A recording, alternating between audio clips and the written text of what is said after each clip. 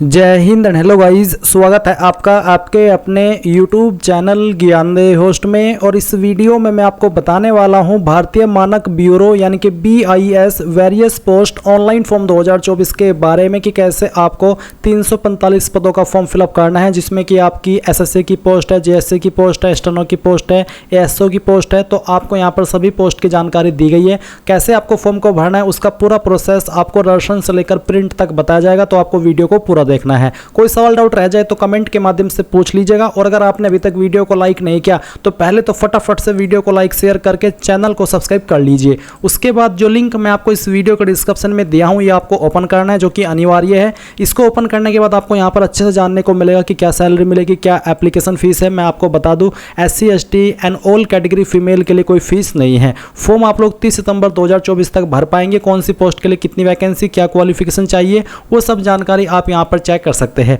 तो ये सभी जानकारी चेक करने के बाद आप इंपॉर्टेंट लिंक के सेक्शन में आएंगे और अप्लाई ऑनलाइन लिंक ओपन करेंगे। यहां पर आने के बाद ये वेबसाइट मैं आपको बता दूं, अगर आप मोबाइल को जैसे कि गेम खेलते हैं या कोई वीडियो देखते हैं ऐसे चलाएंगे तो तभी मोबाइल के अंदर ओपन होगी। जैसे ही हो जाए तो फिर आप क्लिक हियर फॉर न्यू दर्शन, इसके ऊपर क्लिक करेंगे। अब गाइज यहां पर आपके सामने स्टेप फर्स्ट आएगा बेसिक इन्फो का। तो जो भी आपका फर्स्ट नेम है वो आप यहां पर एंटर करेंगे। फर्स्ट नेम को दोबारा डाल करके वेरीफाई करेंगे। उसके बाद में मिडिल नेम डालेंगे, नहीं या तो खाली छोड़ देंगे। एंड देन जो भी लास्ट नेम है वो आप एंटर करेंगे और फिर नाम को भी लास्ट नेम को दोबारा डाल करके वेरीफाई करना है।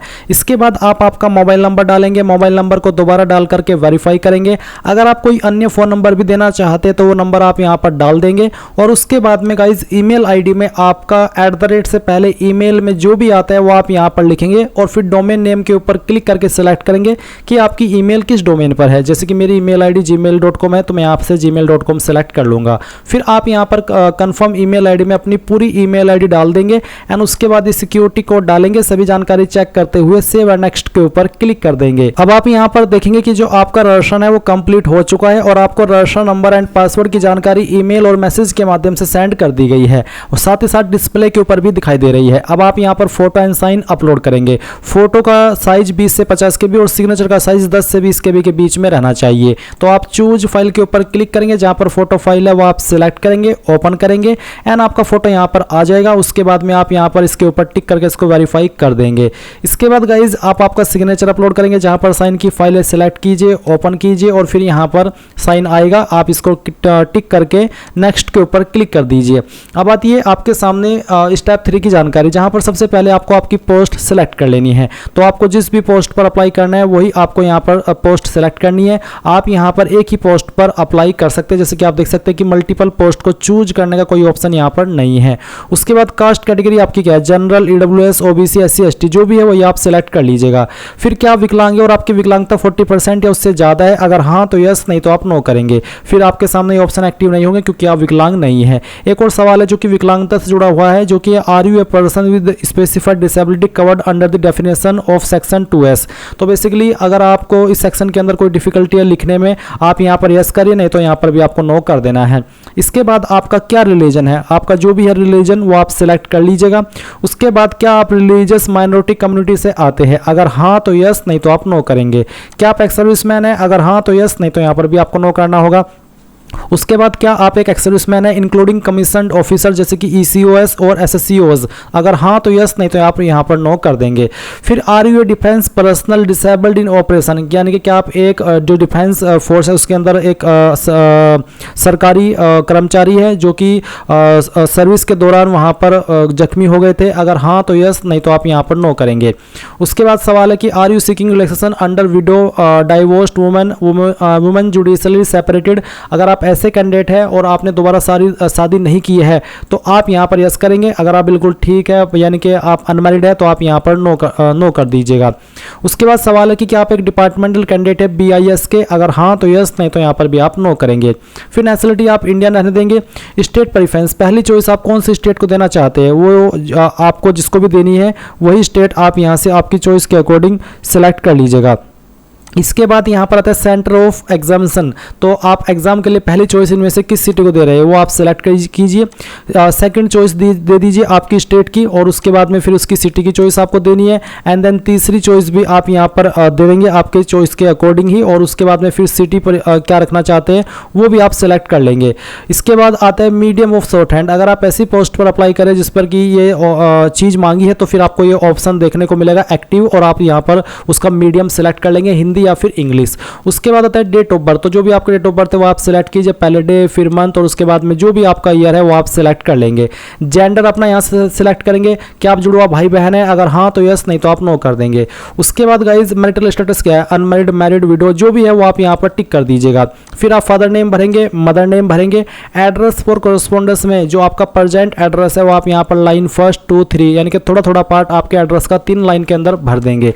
डिस्ट्रिक्ट आपकी कौन सी है और डिस्ट्रिक्ट का नाम आपको यहाँ पर एंटर करना है। स्टेट यहाँ से आपको आपकी सिलेक्ट कर लेनी है। पिन कोड आपका क्या है वो आपको यहाँ पर डाल देना है। अब अगर आपका प्रेजेंट और परमानेंट एड्रेस सेम है, अलग अलग नहीं है, तो आप यहाँ पर टिक कर देंगे। अगर अलग अलग है तो अनटिक करके अलग से परमानेंट एड्रेस भर दीजिएगा।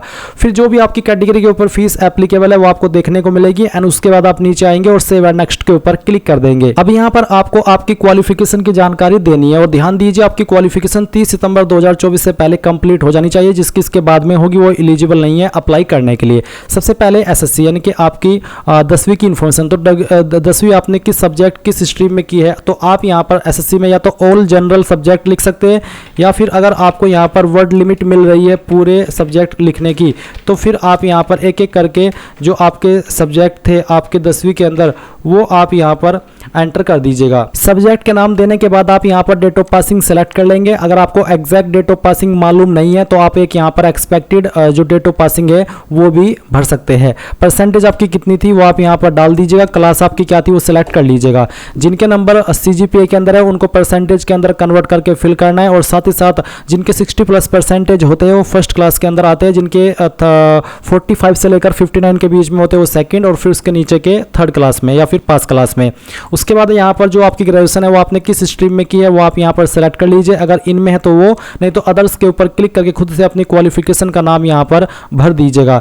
कब आपने क्वालिफिकेशन पास कर ली थी वो डेट, मंथ और फिर जो आपका ईयर है वो आपको यहाँ पर सेलेक्ट कर लेना है। परसेंटेज क्या थी वो आप यहाँ पर भर देंगे और अपनी क्लास भी सेलेक्ट कर लेंगे। अब अगर आपने पीजी डिग्री की है, पीजी डिप्लोमा किया है, डिप्लोमा किया है, प्रोफेशनल क्वालिफिकेशन है कोई, तो उसकी जानकारी सेम तरीके से भरिए, नहीं तो खाली छोड़ दीजिए। अगर आपके पास कोई एक्सपीरियंस है या फिर आप ऐसी पोस्ट पर अप्लाई करें जिस पर एक्सपीरियंस मांगा तो आप यहाँ पर एक्सपीरियंस की जानकारी भरेंगे, नहीं तो खाली छोड़ देंगे। उसके बाद आप यहाँ पर लैंग्वेज लिखेंगे कौन कौन सी आपको आती है। जैसे कि मैंने हिंदी लिखा है, हिंदी मुझे पढ़नी आती है, लिखनी आती है और बोलनी आती है, तो मैंने तीनों के ऊपर टिक कर दिया। इसके बाद आपको इंग्लिश या फिर जो भी आपको सेकंड लैंग्वेज आती है वो लिखना है, और फिर बताना है कि मुझे पढ़नी, लिखनी और बोलनी। अगर बोलनी आती है तभी टिक कीजिएगा, नहीं आती है तो आप अनटिक कर दीजिएगा। तीसरी लैंग्वेज भी कोई आती है वो आप यहाँ पर लिख करके उसके ऊपर बता दीजिएगा कि मुझे लिखनी, पढ़नी और बोलनी आती है, या फिर कोई एक भी आती है तो वही टिक कर दीजिएगा। फिर आप सेव एंड नेक्स्ट के ऊपर क्लिक करेंगे। अब आपके सामने आपके फॉर्म का प्रीव्यू आ चुका है। जो भी जानकारी अभी आपने शुरू से लेकर अभी तक भरी है वो आप यहाँ पर चेक कर सकते हैं। जब आपको लगे कि सभी जानकारी सही है तो आप आई एग्री के ऊपर क्लिक करके कंप्लीट राशन के ऊपर क्लिक करेंगे और यहाँ से ओके कर देंगे। इसके बाद गाइज यहाँ पर आपको लेफ्ट थंब इंप्रेशन यानी कि बाएं अंगूठे का निशान अपलोड करना है। तो जहाँ पर भी थंब इंप्रेशन है वो आप यहाँ पर सेलेक्ट करेंगे, ओपन करेंगे, आपके थंब इंप्रेशन की फाइल यहाँ पर आएगी और आप इसको ओके कर देंगे। अब आपको हैंड रिटन डिक्लेरेशन लिखना है। अब इसमें क्या लिखना है वो भी आप जान लीजिए।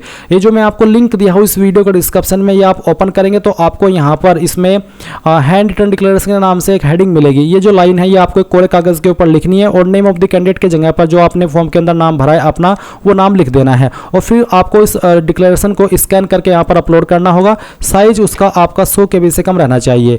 तो आप यहाँ पर इस तरह से इसको अपलोड कर देंगे। फिर यहाँ से गाइज जो भी सिक्योरिटी कोड आपके सामने आ रहा है ये सिक्योरिटी कोड आप यहाँ पर भरेंगे और सेव एंड नेक्स्ट के ऊपर क्लिक करके यहाँ से ओके कर देंगे।